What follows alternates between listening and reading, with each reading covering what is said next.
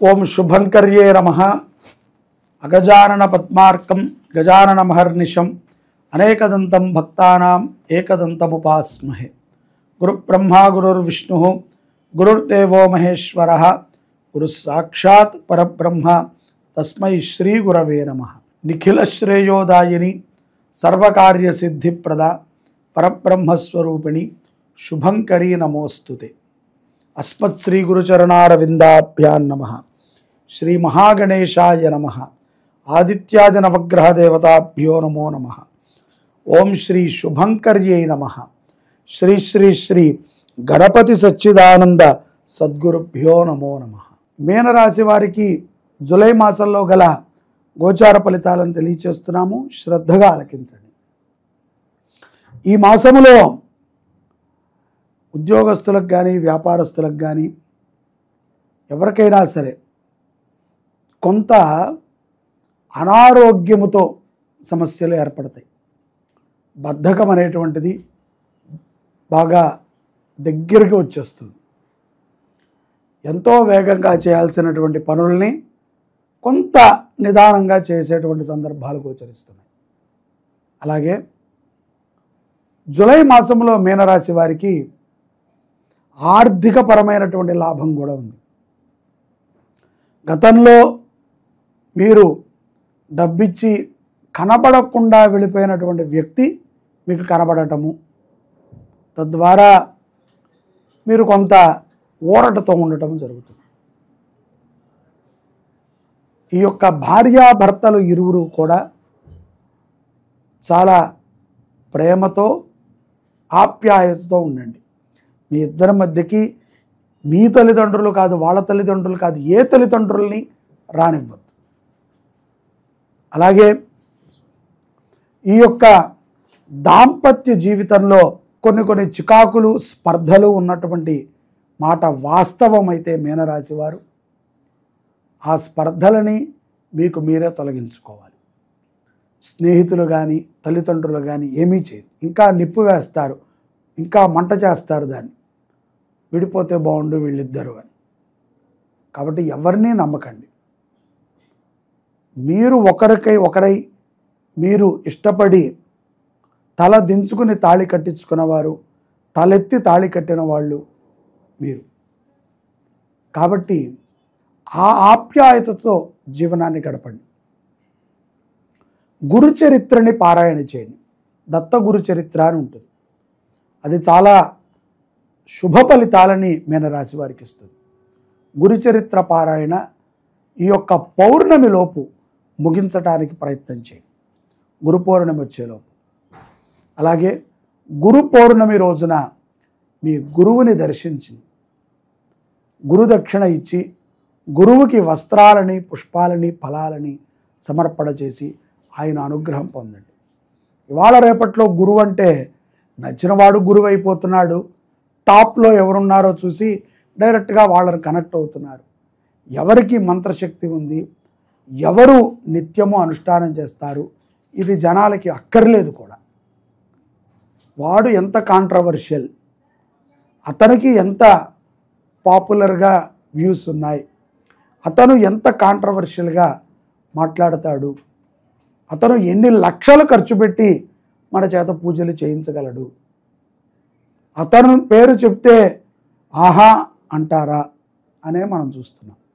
వాళ్ళు గురువులు కాదు, మీరు భ్రాంతిలో ఉన్నారు. వాళ్ళు మాయ వేషంలో ఉన్నటువంటి మోసగాళ్ళు. ఒక వేషం ధరించి మోసగాళ్ళు తిరుగుతూ ఉన్నారు. నష్టం లేదు. కాలం ఎంతోమందిని తెచ్చింది, ఎంతోమందిని తీసుకువెళ్ళింది. అంతే. మంచివాళ్ళు ఎప్పుడూ అలాగే ఉంటారు. ఇలా కాలం తెచ్చిన వాళ్ళు కాలంతో పాటు వెళ్ళిపోతారు. కాబట్టి సమయం వాళ్ళది, నడవనివ్వండి, నష్టం లేదు. 20 మొత్తము సమయము ఉన్నంత సమయము మంచి వాళ్ళదే ఉంటుంది. వాళ్ళు అందరికీ తాహస కూడా పడరు. ఇలాగా ఏదో గోడ మీద పిల్లిలాగా అటు ఇటు దూకే వాళ్ళని వాళ్ళ దగ్గరికి కూడా రానివ్వరు. కాబట్టి గురువుని ఆశ్రయించటము, గురుసేవ చేయటం అనేది పూర్వజన్మ సుకృతం. ఆ జన్మలో ఏదో మనం మాయిగాళ్ళు అయి ఉంటాం, ఈ జన్మలో ఇది పోగొట్టుకుంటున్నాం అంతే. కాబట్టి మంచివాళ్ళు ఎప్పుడూ మంచి వాళ్ళకి కనెక్ట్ అవుతూనే ఉంటారు, నష్టం లేదు. చెడవాళ్ళు ఎప్పుడూ చెడవాళ్ళకి కనెక్ట్ అవుతూనే ఉంటారు. ఇది ఎంత కరెక్టో అది అంతే కరెక్ట్. కాబట్టి సద్భావనతో గురువుని పూజించండి, గురుభక్తితో ఉండండి. దంపతులు చాలా జాగ్రత్తగా ఉండాలి. మీనరాశిలో వీరికే ఈ యొక్క మాసము కొంత ప్రమాదం వాటిల్లి ఉంది. సంతానము లేక ఇబ్బంది పడుతూ ఉంటారు. ముఖ్యంగా నూతనముగా వివాహమైనటువంటి దంపతులు తొందరపాటు నిర్ణయాలను తీసుకోకండి. ఏదో అనుకున్నాం, ఏదో చేశాం, సెట్ అవ్వట్లేదు అని.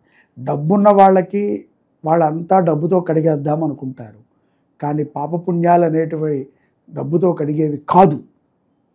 ఆ మూర్ఖులకి తెలియట్లా, అంధకారం. పర్వాలేదు, నష్టం లేదు, సమయం వస్తుంది అంతే. సమయం వచ్చినప్పుడు అన్నీ తెలుస్తాయి.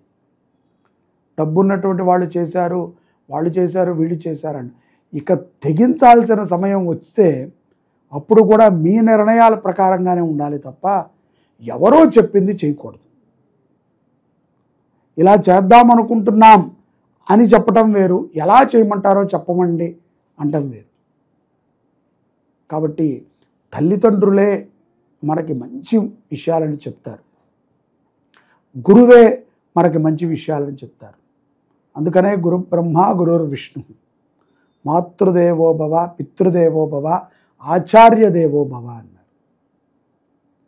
కాబట్టి డబ్బు అన్నిటికీ కూడా సరితూగదు. కొన్ని వ్యక్తిగతంగా మనం ఆలోచన చేసుకోవాలి. రాజకీయ నాయకులకి కూడా కొన్ని ఇబ్బందులు ఉన్నాయి. వాళ్ళ యొక్క జీవితాల్లో కూడా కొన్ని మార్పులు ఈ మాసంలో మనం చూడవచ్చు.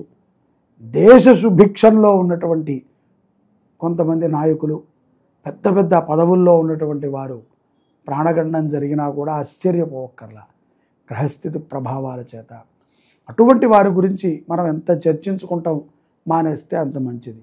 ఈ మధ్యన మనం చాలా చూస్తూ వచ్చాం.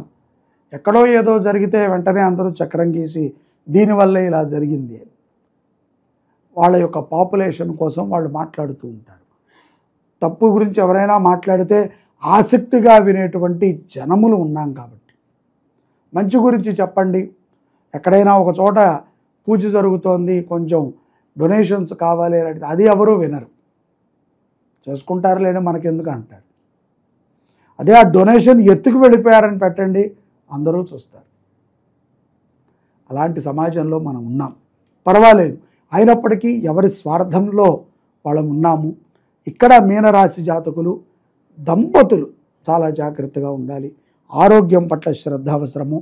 కొన్ని సందర్భాల యందు బద్ధకముతో కొన్ని పనులను కూడా మానేసి వచ్చేటువంటి ఆదాయాన్ని కూడా దెబ్బతీసుకుంటారు. విద్యార్థులు కూడా జాగ్రత్తగా ఉండాలి.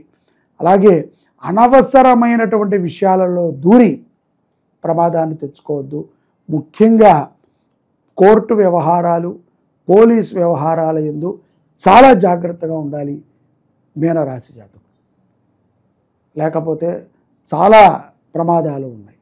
స్వజాతకాన్ని పరిశీలన చేసుకుని ఏ గ్రహస్థితి బాలేదో వాటికి ఆరాధన చేయండి. విదేశాల నుంచి స్వదేశానికి వచ్చేటువంటి వారు కూడా తస్మాత్ జాగ్రత్తగా రండి. అప్పులు ఇవ్వకండి, అప్పులు తీసుకోవద్దు. సుబ్రహ్మణ్య ఆరాధనలో ప్రతి ఒక్కరూ కూడా పాల్గొనండి. తద్వారా అఖండమైనటువంటి విజయాలని మీనరాశి జాతకులు పొందగలుగుతారు. శ్రీ సుబ్రహ్మణ్యేశ్వర స్వామి వారి దివ్యక్షేత్రాలు తమిళనాడులో మనకు ఉంటాయి. ఇవి 6 మురుగన్ క్షేత్రాలు. ఇవి చాలా విశేషమైనటువంటివి. కొన్ని పర్వతం మీద ఉంటే, కొన్ని సముద్రం దగ్గరలో, మదురై దగ్గరలో ఉంటాయి. ఈ యొక్క క్షేత్రాలని జీవితంలో ఒకసారి దర్శిస్తేనే మహాపుణ్యం. అటువంటిది ఈ యొక్క క్షేత్రాలలో ప్రతి క్షేత్రములో కూడా మన శుభంకరి దేవాలయం నుంచి ఉత్సవమూర్తులను తీసుకువెళ్ళి కళ్యాణోత్సవాన్ని చేయించి 7వ కళ్యాణాన్ని కుక్కే సుబ్రహ్మణ్యేశ్వర స్వామి వారి సన్నిధిలో చేసి 8వ కళ్యాణం ఆషాఢ కృత్తిక అంటే ఆఢీ కృత్తిక స్వామివారికి సుబ్రహ్మణ్యేశ్వర స్వామిగా శరవణ భవుడిగా నామాన్ని స్వీకరించినటువంటి రోజున మన దేవాలయంలో 8వ కళ్యాణాన్ని చేస్తున్నాం. ఈ 8 కళ్యాణాలు కూడా మనలో ఉన్నటువంటి 8 కామ్యాలకు ఉపయోగపడుతుంది.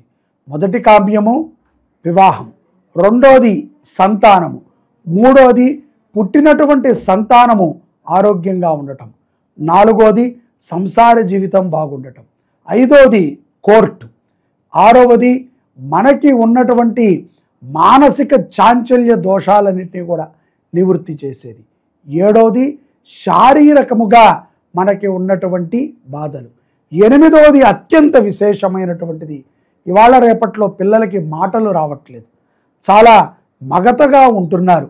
ఎంతకాలమైనా సరే ఈ యొక్క ఆర్టిజం ప్రాబ్లం చేత మాటలని పలుకులని పలకలేకపోతున్నారు. అటువంటి ఆర్టిజం సమస్యల నుంచి తొలగించబడుతుంది. కాబట్టి ఈ కళ్యాణోత్సవంలో ప్రతి ఒక్కరూ కూడా పాల్గొని శ్రీ శరవణ భవ సుబ్రహ్మణ్యేశ్వర అనుగ్రహాన్ని పొందండి.